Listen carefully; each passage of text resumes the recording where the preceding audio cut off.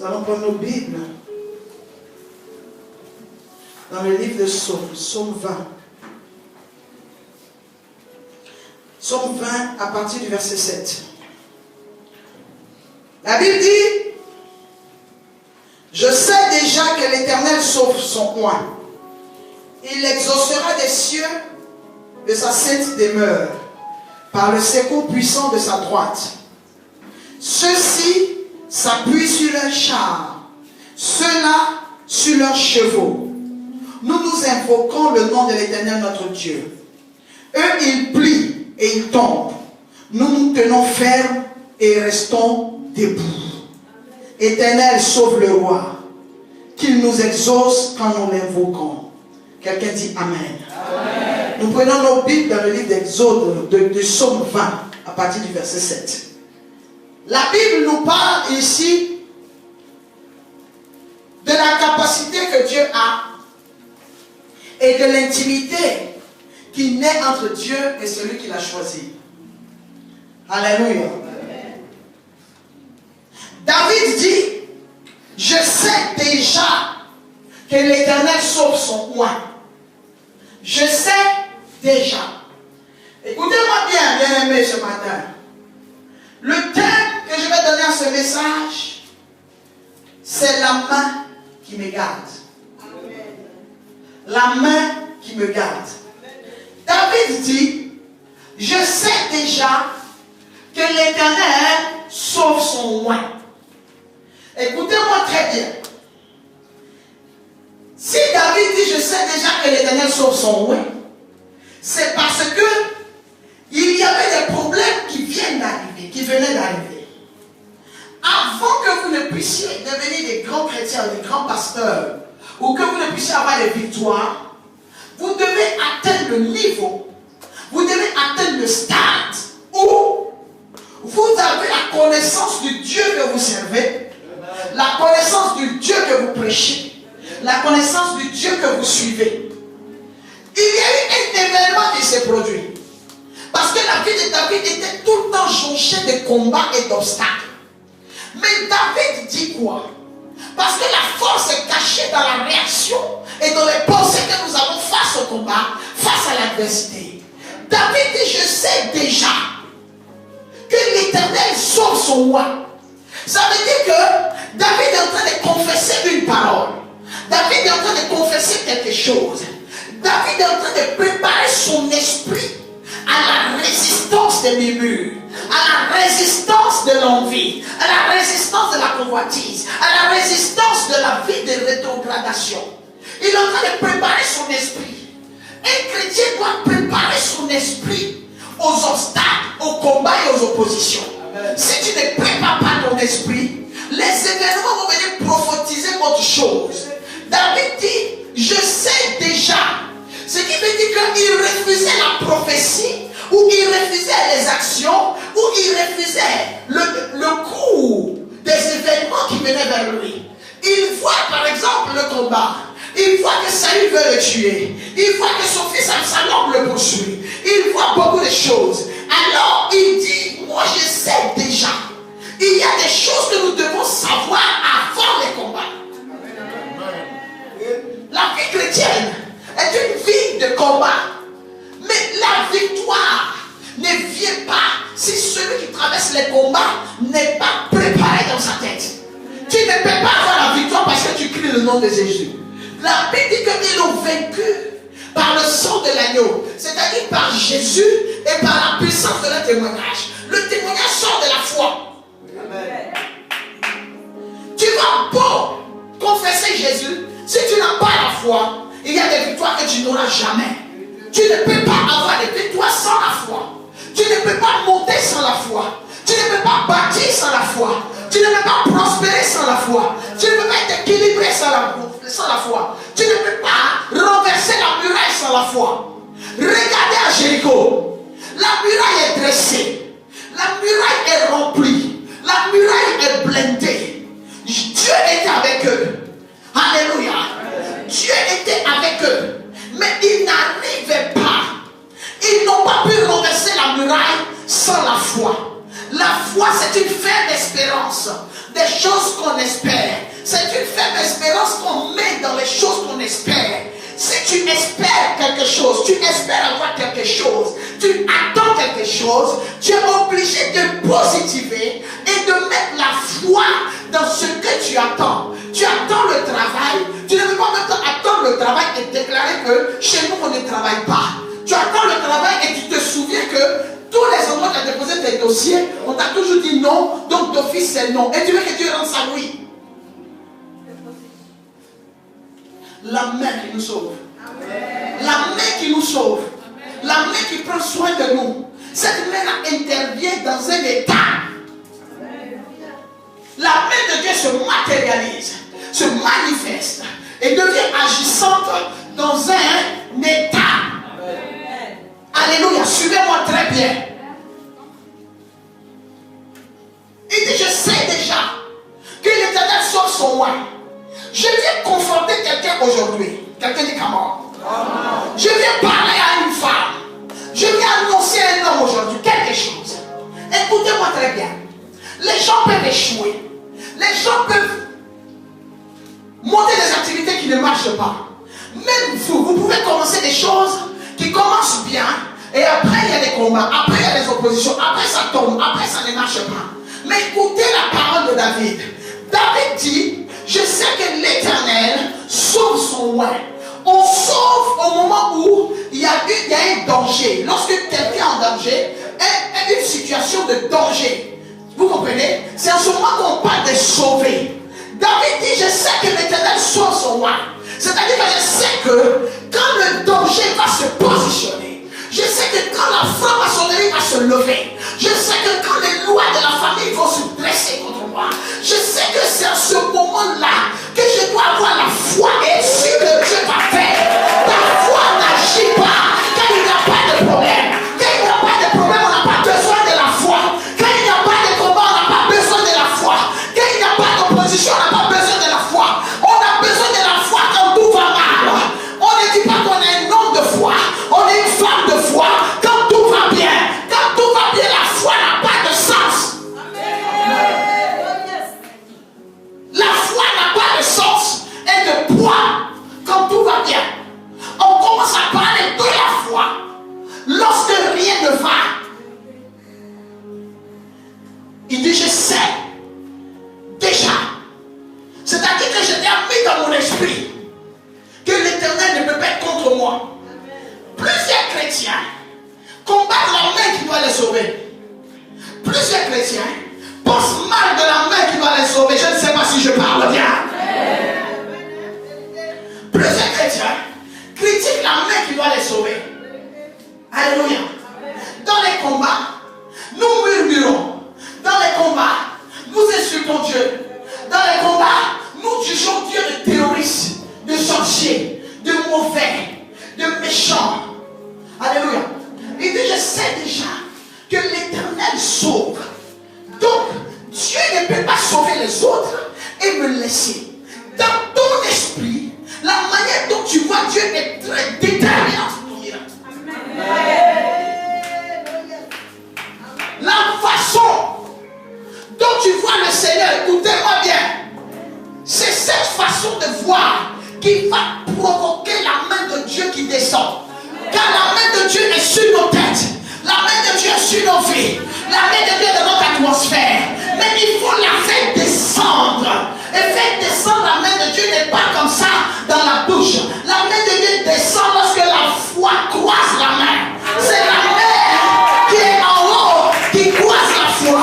Tu peux être sur la terre, mais ta foi se déplace. Ton corps peut ne pas se déplacer. Ton corps peut ne pas aller au ciel. Ta vie peut être sur la terre. Je ne parle pas du jour de la mort, mais je parle de la vie. Aujourd'hui, nous sommes sur la terre. Nos corps sont là. Mais qu'est-ce qui provoque la main de Dieu? Qu'est-ce qui provoque la réaction de Dieu? C'est la foi que nous avons qui est notre représentant. La foi nous représente au ciel.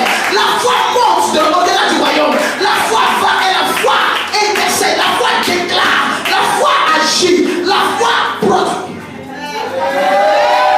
Que le prophète de ce message reçoit. Je sais sauve son roi. Quelquefois, nous confondons Dieu aux fétiches de nos familles. Nous confondons Dieu aux esprits de nos villages. Nous confondons Dieu aux hommes que nous avons aimés, aux chefs d'État que nous avons votés. Nous confondons Dieu aux députés et aux hommes politiques. Nous pensons que la main de Dieu est limitée ou qu'elle opère comme ces hommes-là. Il n'a pas dit je crois que quelque chose va se passer. Il dit je crois que Dieu. Mettons Dieu à sa place. Il n'a pas dit je compte sur mon oncle.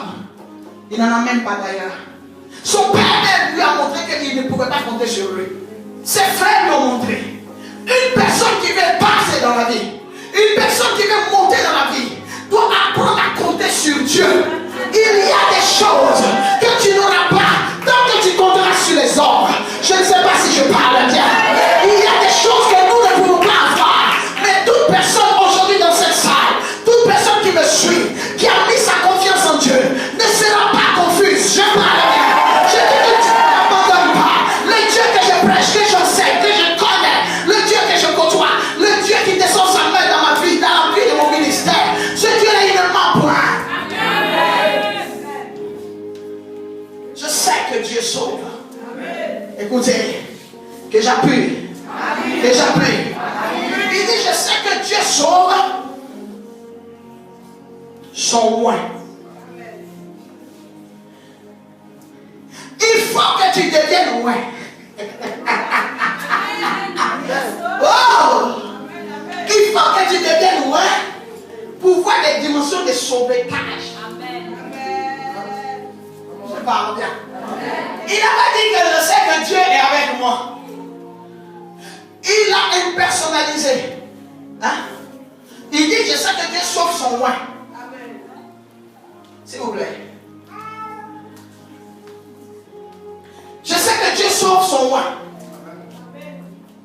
Donc on ne peut pas des fois vivre le miracle tant que nous ne devenons pas loin. Être loin c'est quoi? Être loin ce n'est pas forcément être appelé pasteur. C'est pas ça être loin. Être loin, c'est d'abord être un choix de Dieu. Amen. Deuxièmement, on est loin quand on a mis sa confiance entière en l'Éternel. Amen. Troisièmement, on est loin quand on est versé dans les Écritures. Amen. Quatrièmement, on est loin quand malgré le fait qu'on ne soit pas pasteur, on a la crainte de Dieu. Amen. Cinquièmement, on est loin quand on a soif de la présence de Dieu. Amen. Quand on aime la consécration. Amen. Quand on aime se consacrer. Quand on a décidé de ne plus se consacrer aux idoles, de ne plus se consacrer aux désirs de la chair, de ne plus se consacrer aux choses qui nous sont propres et personnelles. Mais quand on décide de laisser Jésus-Christ, maître, propriétaire, Dieu établi sur nos vies, Seigneur des Seigneurs. Amen. Dieu ne peut pas laisser une personne qui remplit ces conditions humiliées. Ça peut mal commencer. J'ai dit ta vie peut mal commencer. Ton appel peut mal commencer. Tes fiançailles peuvent mal commencer. Ton mariage peut mal commencer. Ta stabilité peut mal commencer. Mais le fait que tu sois loin, la lointure, ou ton lointisme, alléluia, va appeler des choses en ta faveur. J'appelle par l'onction de Dieu ce matin, la grâce de Dieu qui fait grâce. Je ne sais pas si j'appelle ce matin la faveur de Dieu sur la vie de quelqu'un, la faveur de Dieu dans les projets, la faveur de Dieu le mois de juillet,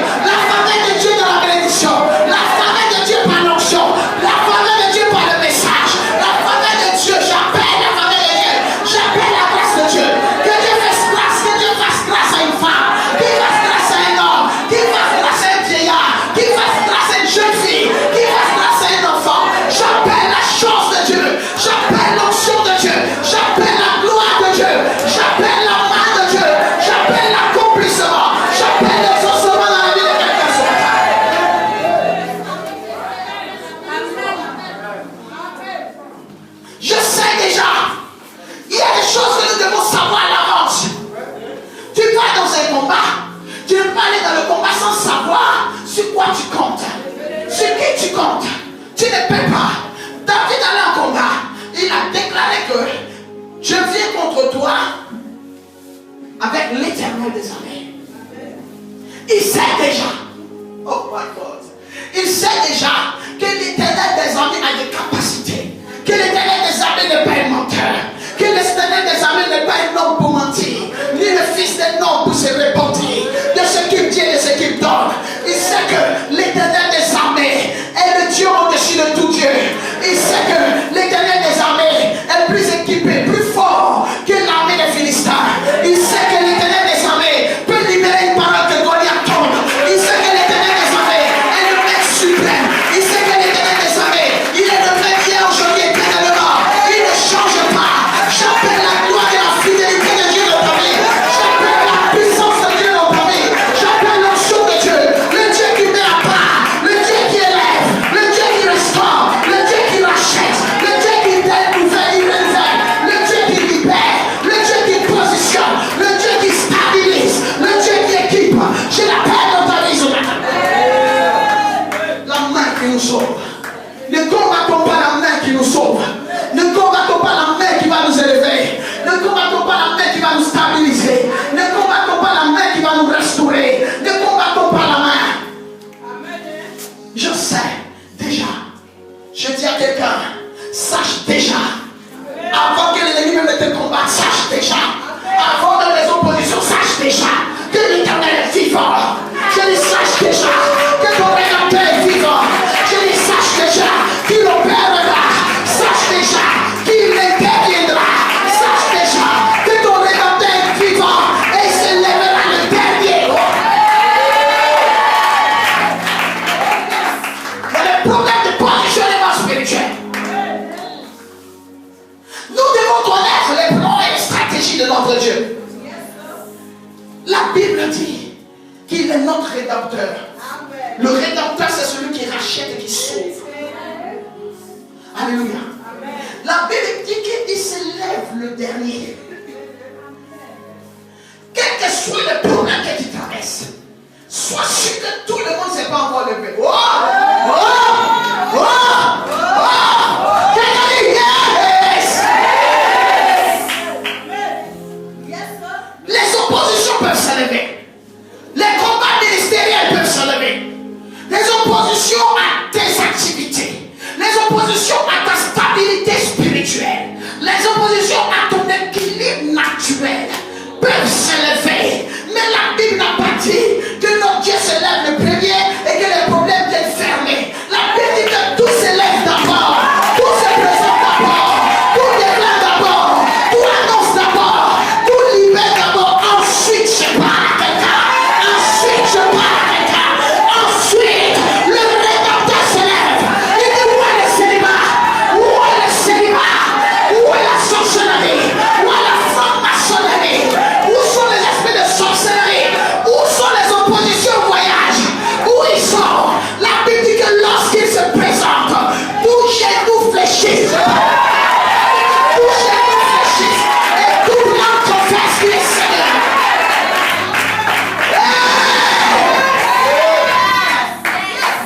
Qu'il se lève au premier. Mais mon Rédempteur est vivant.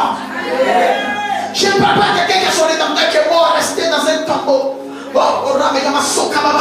Je ne parle pas de quelqu'un qui a son Rédempteur, qui a son Sauveur, son Seigneur, qui est mort, qui est resté dans un tombeau sur la terre. Celui dont je parle, mon Rédempteur, il n'a pas pu être retenu par la tombe. La Bible dit que la mort l'a vomi, la terre l'a vomi, le séjour des morts n'a pas pu le retenir. Lorsqu'il est arrivé là-bas, les démons ont déserté le séjour des morts. Les démons ont déserté, les esprits ont déserté. Je dis qu'il est vivant. Quelqu'un dit yes. Yes. Quelqu'un dit yes.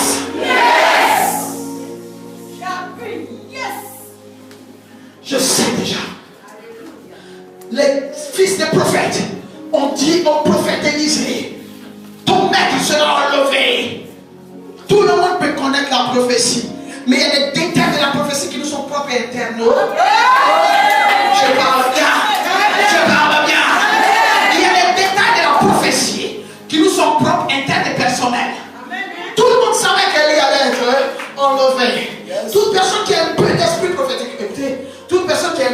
l'esprit prophétique, c'est qu'Élie va être enlevé. Élisée le sait, les fils des prophètes, le père spirituel, tous ceux qui sont un père spirituel savent que Élie va être enlevé. Mais ce qu'ils ne savaient pas, ils ne savaient pas que Élie allait laisser le manteau à Élisée. Il y a des choses que les gens savent, mais ils savent en partie. Les gens parlent de nous, les gens libèrent des paroles, ils disent qu'ils nous connaissent, mais ils connaissent la prophétie en partie. Dieu garde le reste de la prophétie. Je dis c'est le temps de l'accomplissement des rêves, c'est le temps de l'élévation, le temps de la délivrance, le temps de traverser le Jourdain, le temps de traverser la mer Rouge, le temps de passer sur le Nil.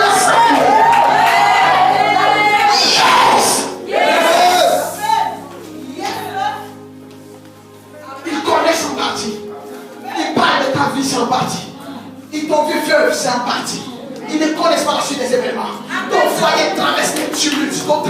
Ton foyer est sur la mer Rouge en train de souffrir. Ton foyer est en train de piétiner. Ton foyer est en train de souffrir. Mais ils ne savent pas que notre Dieu a la capacité d'ordonner à la mer Rouge de souffrir. Et ça souffre de part et d'autre. La Bible dit que la mer Rouge s'est ouverte en monceau, ça et là. La Bible dit que le Jourdain s'est ouvert en monceau, ça et là. Je dis à quelqu'un, l'Éternel va mettre l'esprit de ça et là dans les affaires. Il va mettre l'esprit de ça et là dans les affaires. La Bible dit que la mer Rouge s'est ouverte et les eaux se partagèrent, ça et là. Le Seigneur va s'ouvrir, ça et là. Mon chômage, ça et là. Esprit de rétrogradation, ça et là. Ils vont s'ouvrir. Nous allons traverser, ils vont nous faire de l'or.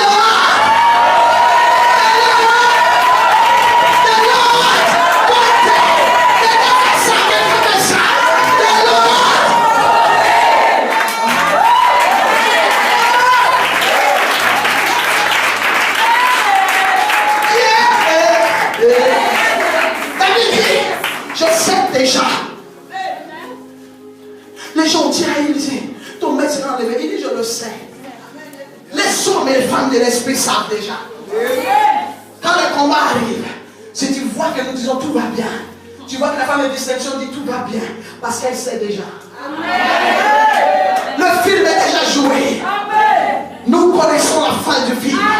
Notre Dieu ne nous laissera jamais tomber. Je dis jamais tomber. Jamais tomber. Jamais. Au nom de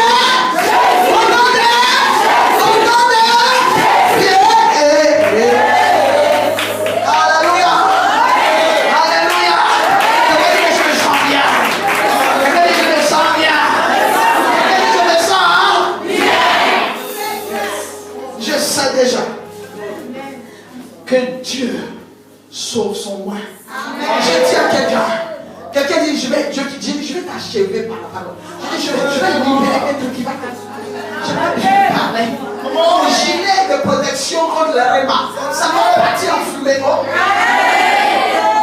Oh, témoignage. Il dit, je sais que l'Éternel sauve son moi. Je vais vous parler du mystère du mointisme. Écoutez. Les hommes avec qui vous communiquez n'ont pas besoin de savoir que vous êtes loin parce que vous n'êtes pas loin pour eux. Je vous avais prévenu. Je vous avais prévenu.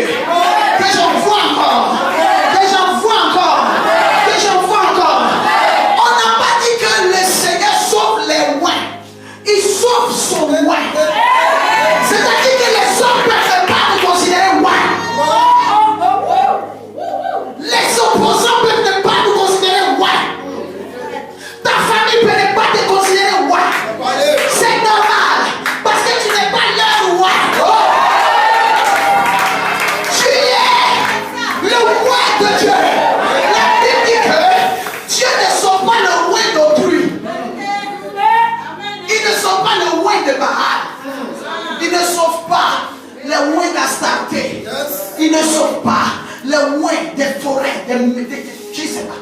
Les soi-disant gardiens des portes secrètes, gardiens des forêts secrètes, gardiens des organisations secrètes. Ce ne sont pas les rois de Dieu, ce sont les rois de Baal, les rois d'Astarté, les rois des démons. Mais lorsque vous faites tout ce que vous voulez, n'approchez pas du loin de Dieu. N'approchez pas. Il dit ne faites pas du mal à mes rois. Ne touchez pas à mes rois. Ne faites pas du mal à mes serviteurs, mes prophètes. C'est-à-dire c'est ma classification. Il y a des rois. Tu es ici, tu es roi. Même si tu ne prêches pas, tu es roi. Parce que la chose de Dieu t'a touché. La chose de Dieu est dans ta vie. La séquence de Dieu.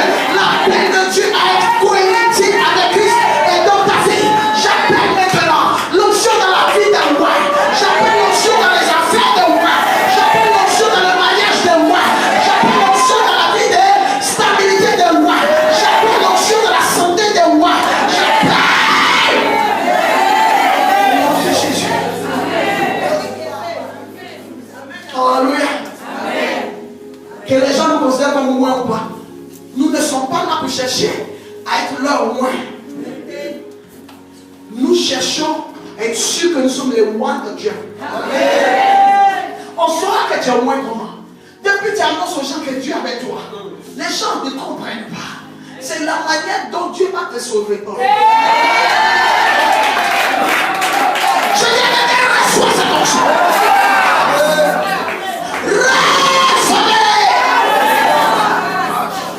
Au nom de Jésus. Je vais dire quelque chose de moi qui va bouleverser quelqu'un. Je ne parle pas des receveurs d'onction.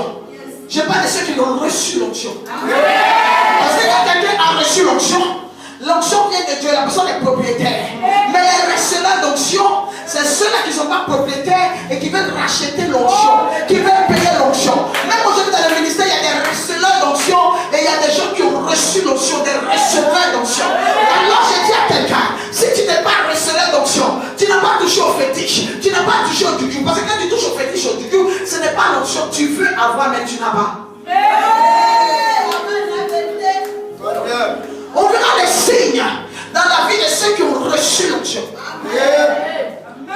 Je sais déjà, j'ai l'assurance que Dieu sauve son roi. Il dit toujours dans le verset 7, il exaucera des cieux de sa sainte demeure. Écoutez-moi bien. Écoutez-moi bien. Il exaucera des cieux. Les gens pensent que notre secours viendra forcément des hommes.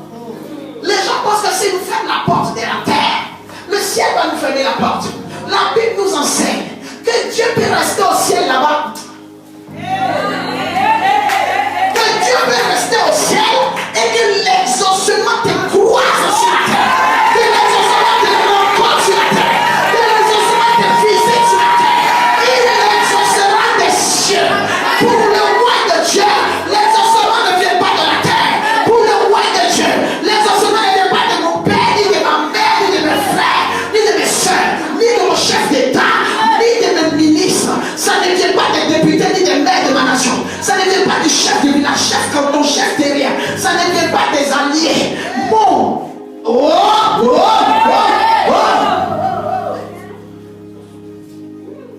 Ma visitation vient du ciel. Que tout le monde te laisse. Que tout le monde t'abandonne. Que tout le monde, écoutez-moi bien, que tout te soit fermé dans la vie sauf le ciel. Les gens regardent, tout est fermé. Mais toi, veille à ce que le ciel soit ouvert sur toi. C'est le ciel ouvert. Esaïe ne pourra pas te tuer. Je dis Esaïe ne pourra pas te tuer.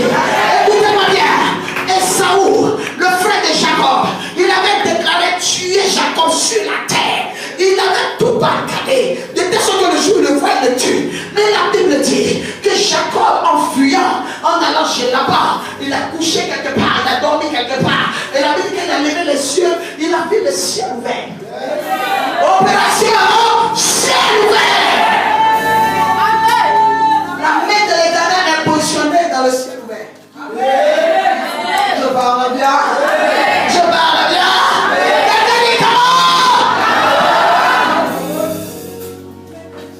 Opération ciel ouvert.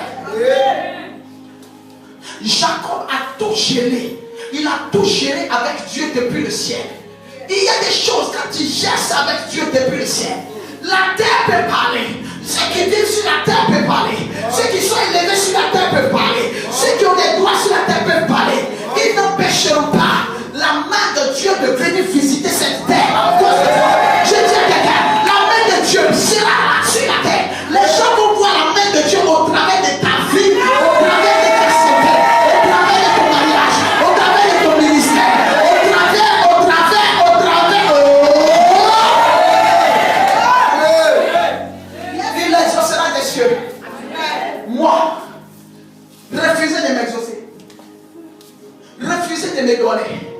le ciel va prendre des dispositions pour moi.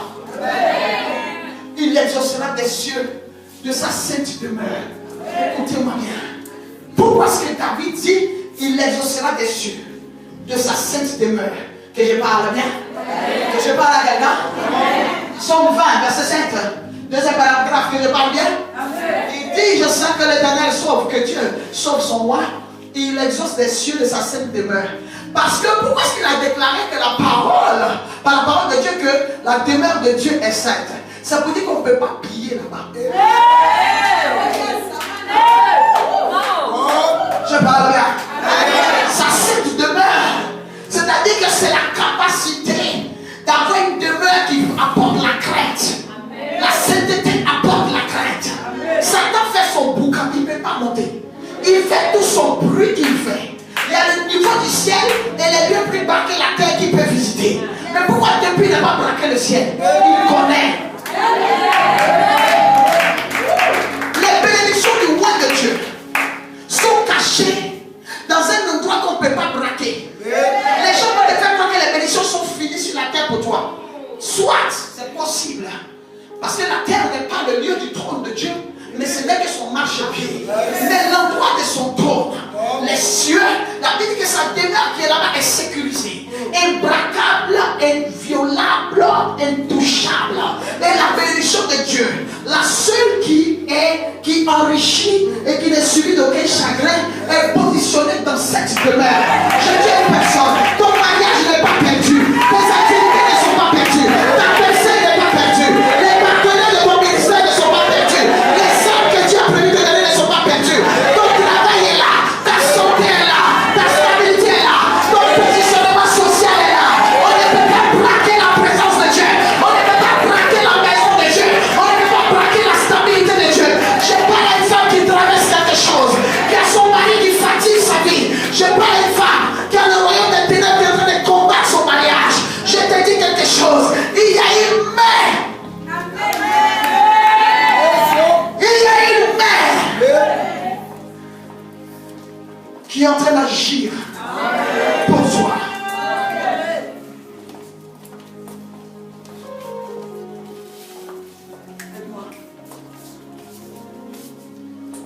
Merci, maman. Il exaucera des cieux de sa sainte demeure par le secours puissant de sa droite. Verset 8. Je suis en train de finir. Ceux-ci s'appuient sur leurs chars, ceux-là sur leurs chevaux. Nous. Nous. Non, pas nous. Nous. Quand je vais commencer à me moquer, c'est comme ça. Nous. C'est-à-dire qu'on dit ça tellement c'est dangereux, on dit ça en rien. Parce qu'on sait déjà. Nous invoquons l'Éternel des armées. La Bible dit, ceux-ci comptent sur leurs chars, ceux-là sur leurs chevaux. Ils n'ont qu'à compter. Il y a des gens qui comptent sur des choses pour t'anéantir. Il y a des gens qui ont des choses en quoi ils croient, dans lesquelles ils croient, et ils sont trop sûrs que ça c'est suffisant pour m'anéantir. Je parle bien. Ils sont sûrs que rentrer dans les réunions mystiques des organisations, c'est suffisant pour détruire toi ta vie. Qu'ils s'appuient.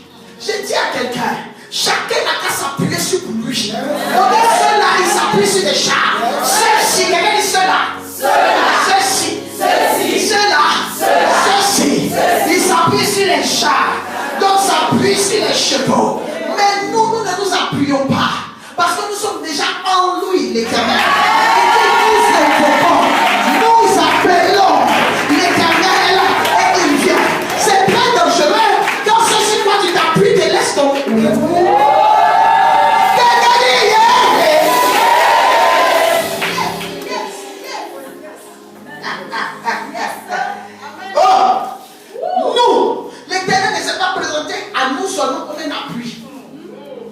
Alléluia. Et il s'appuie sur les chars. Il s'appuie sur les chevaux. Alléluia. Mais je dis à quelqu'un, ces choses-là sont des choses faites de main d'homme. la pluie peut tomber. Parce que tout finit. Mais nous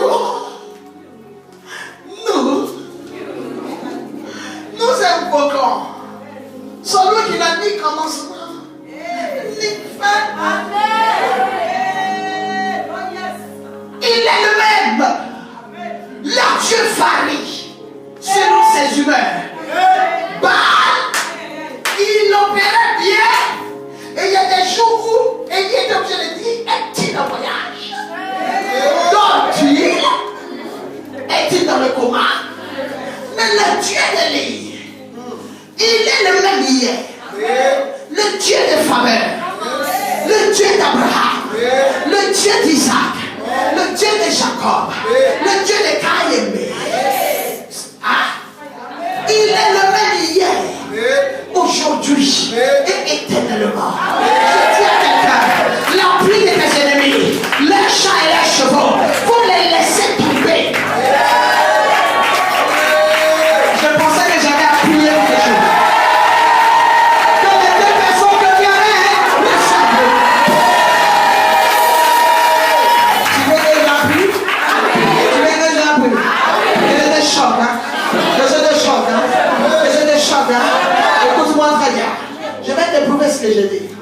La Bible dit que quand Moïse est rentré en Égypte, la première des choses, oh, quelqu'un dit la flèche. La première des choses que Moïse a fait quand il est rentré, c'est neutraliser les appuis. Je parle bien. Je parle bien. Je parle bien.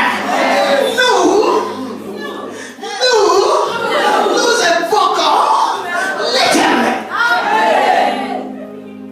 Quand Moïse est rentré en Égypte, la première des choses, il a neutralisé les appuis. Il a jeté son bâton, ils ont fait. Son bâton a parlé neutralisation des appuis. Quand tu neutralises, tu assainis ton spirituel. Tu es en train de neutraliser l'appui. Il faut se rendre compte que les mêmes appuis qui vont prendre pour te poursuivre, ça te poursuit, mais ça ne t'atteint pas. Je dis. Quelqu'un reçoit la visitation. Je dis recevez. Au nom de Jésus. Alléluia. La flèche est sortie du carquois de l'Éternel. La Bible dit la flèche qui sort du carquois atteint sa cible. Elle atteint sa cible. Je prie que quelqu'un ici soit une flèche.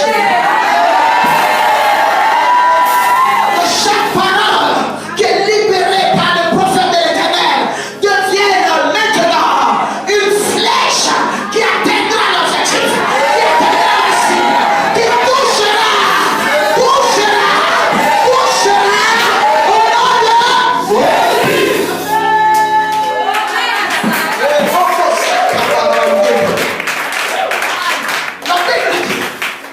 Il a touché, il a neutralisé.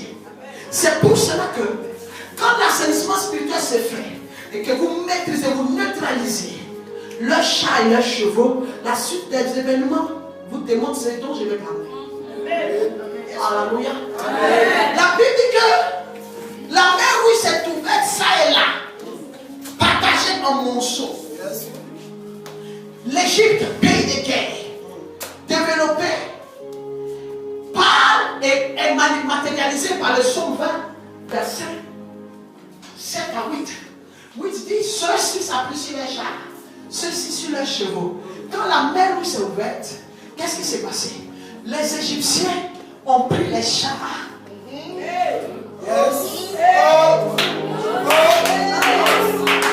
les chevaux. Et ils ont voulu poursuivre le roi.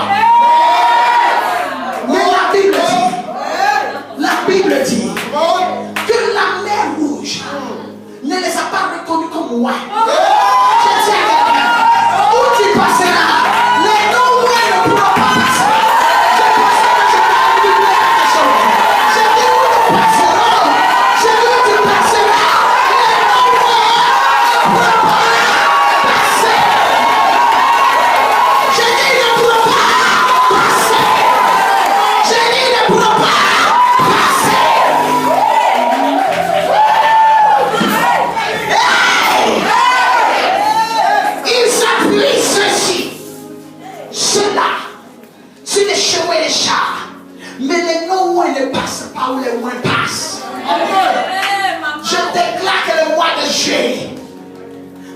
voies où les ouins passent.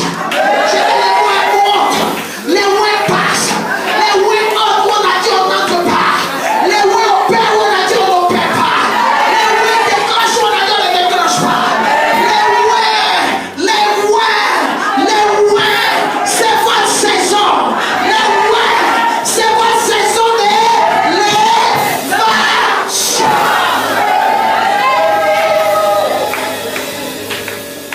Alléluia.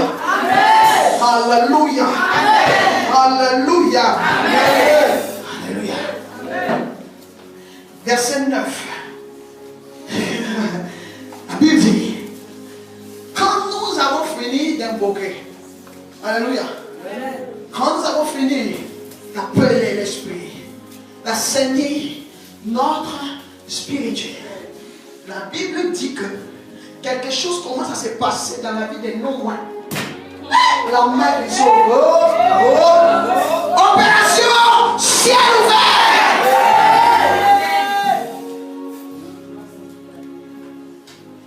La Bible dit, quand nous invoquons l'Éternel, notre Dieu, c'est pas leur Dieu, c'est notre Dieu. Je dis, c'est pas leur Dieu, c'est notre Dieu.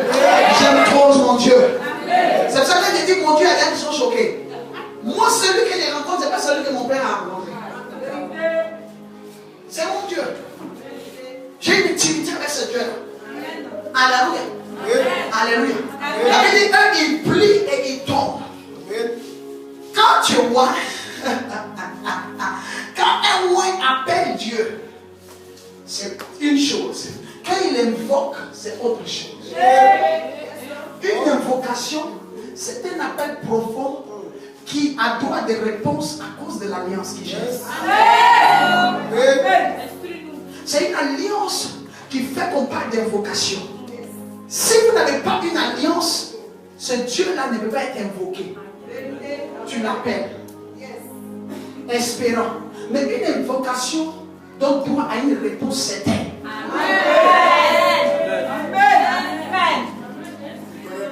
Nous invoquons notre Dieu, l'Éternel. La Bible dit que le fait que le roi ait appelé son Dieu, invoqué son Dieu, ce fait-là fait que ceux qui étaient fermes plient. La prière du juste est d'une grande efficacité. Ça veut dire que quand le juste, celui qui est sauvé par le sang de l'agneau, attaché à la parole et à l'atmosphère surnaturelle, quand la personne prie, ça exerce un pouvoir de déstabilisation. Amen. Dans le camp de l'ennemi. Je suis venu déclarer quelque chose. J'ai peur. J'ai peur. En tant que prophète des nations, je peux déclarer. Je suis venu déclarer maintenant que dans le camp de l'ennemi, on entend des bruits de tomber. On entend des bruits de personnes qui tombent. Ils tombent, dit l'évangile. Alléluia. Ils ne tiennent plus.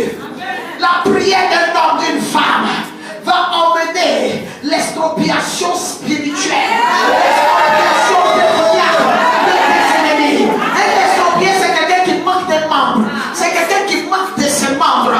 La force, les membres de tes ennemis ne pourront pas tenir. L'Éternel va couper leurs pieds, couper les ailes.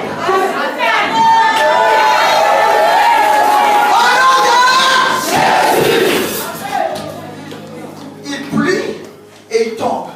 N'aie pas peur. Tu ne les vois pas encore tomber parce qu'ils sont pliés. Mais je tiens à informer quelqu'un aujourd'hui. Tes ennemis ne sont plus debout. Je pensais que je parlais à quelqu'un. Des personnes qui ont récupéré la foi de témoignage. J'ai dit tes ennemis ne sont plus debout.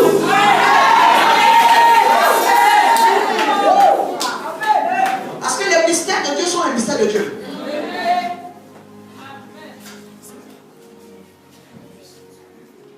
Les Égyptiens sont tombés dans l'eau. Ils ne sont plus debout.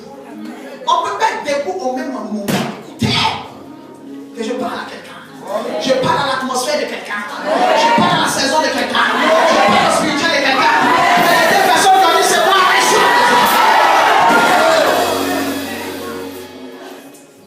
quand Israël était couché, l'Égypte était debout. Quand l'Égypte s'est levée, Israël était debout. Mais quand Israël s'est levé, l'Égypte a voulu se lever encore. Mais on ne peut pas régner en même temps. Je suis en train d'annoncer à quelqu'un quelque chose de catastrophique dans le camp de Dieu. L'Esprit de Dieu me rend témoignage que tu es en train d'être debout. Et le fait que tu sois debout, fait que l'ennemi ne peut pas être debout. Les ennemis sont pliés, ils sont tombés, ils sont pliés, ils sont tombés. Je dis ils sont tombés, ils sont tombés, ils sont tombés. Chômage tombé, célibat tombé, foi tombé, maladie tombée, couche tombée, stérilité tombée, échec tombé, préface tombée, humiliation tombée, vol tombé, agression tombée, au nom de Jésus. Crie de joie.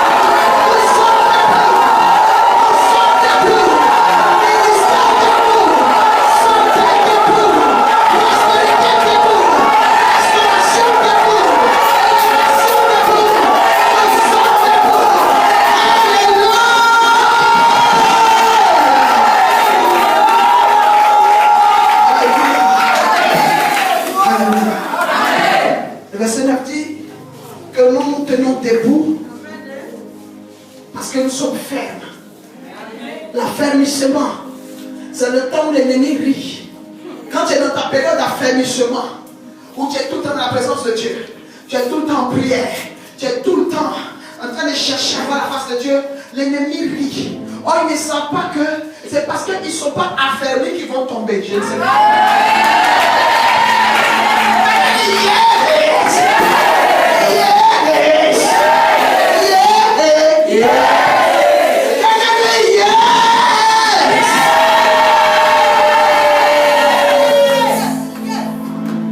Nous tenons debout parce que nous sommes fermes. Nous tenons fermes. Et c'est parce que tu es ferme dans ta décision de suivre Christ et dans ta manière de suivre Christ que tu resteras debout. Dieu, la saison qui arrive, quand Dieu va t'élever, personne ne pourra t'élever. Tu n'es pas le propriétaire de ce message. Tu es le propriétaire de ce message.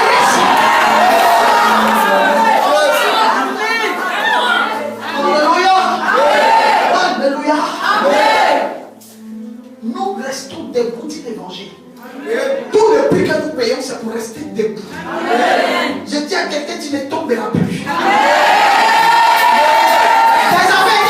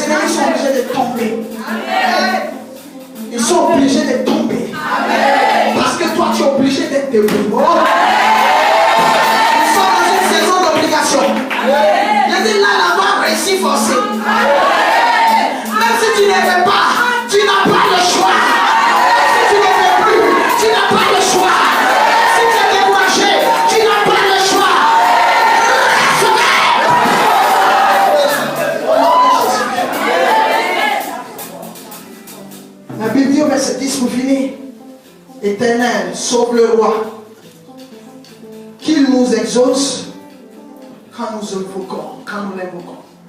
J'étais une personne. Le mois de juillet, c'est un mois où nous sommes en position d'invocation.